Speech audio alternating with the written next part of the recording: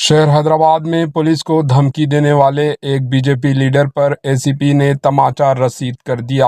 मुमलिकत वजीर दाखिला बंडी संजय कुमार को फोन करते हुए शिकायत करने की धमकी देने वाले बीजेपी के एक लीडर को हैदराबाद पुलिस के एक एसीपी ने तमाचा रसीद कर दिया।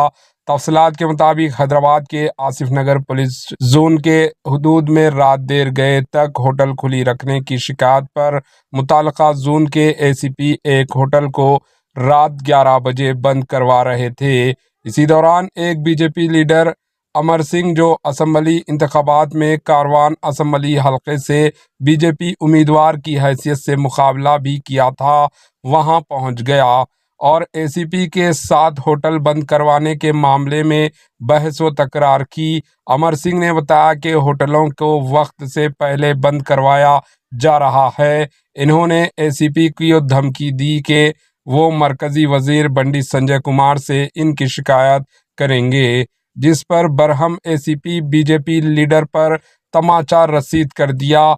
इसका वीडियो सोशल मीडिया के मुख्तलिफ प्लेटफॉर्म पर वायरल हो गया।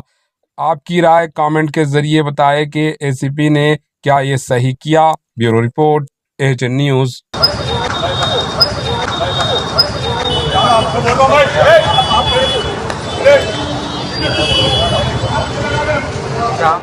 एएचएन न्यूज़ को लाइक करें, शेयर करें और सब्सक्राइब करना ना भूलें।